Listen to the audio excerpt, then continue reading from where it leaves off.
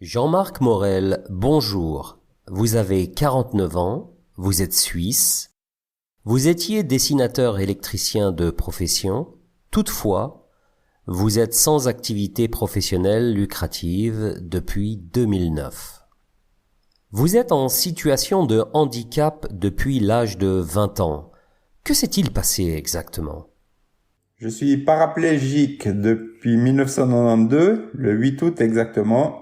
J'étais en vacances dans le sud de l'Italie, vers Leuca. Et un matin, vers 10 heures, on a décidé avec des copains d'aller faire des sauts de falaise d'une vingtaine de mètres dans la mer. J'ai la colonne vertébrale qui s'est brisée au niveau D4. Le D4 se situe au niveau du sternum, ce qui veut dire que je n'ai pas les abdominaux.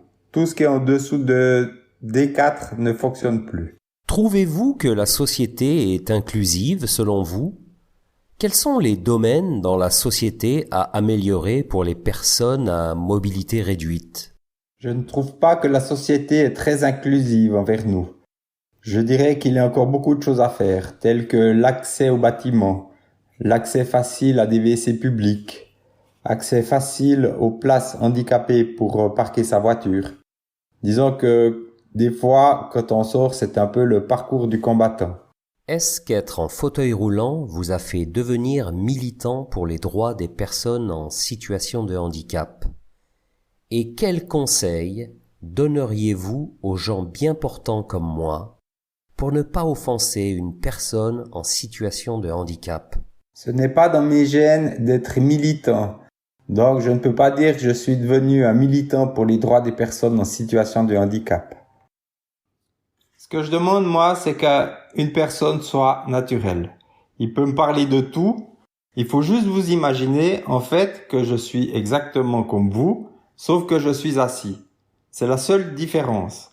Donc, il ne faut pas venir avec des mots trop gentils. Il faut pas venir avec la main sur l'épaule et demander « mais qu'est-ce qui vous est arrivé ?» Pour moi, ça, c'est la pire chose qu'on peut faire. Et d'ailleurs, j'ai une phrase toute faite pour la prochaine fois que cela m'arrive, c'est de demander « Et vous, c'est quand la dernière fois que vous avez fait l'amour ?» Comme ça, peut-être que ça lui fera un petit tilt et qu'il n'a pas le droit de demander une chose comme ça. Quel est votre objectif principal dans la vie? Quels sont vos loisirs, vos passions?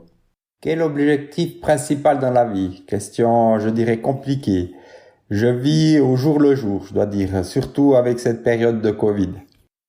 Par contre, quels sont vos loisirs, passions? Je dirais que j'aime la musique, j'aime la lecture, et en fait, je suis toujours en train de découvrir de nouvelles choses qui me plaisent, comme là, je découvre le plaisir de jongler et de faire du yo-yo.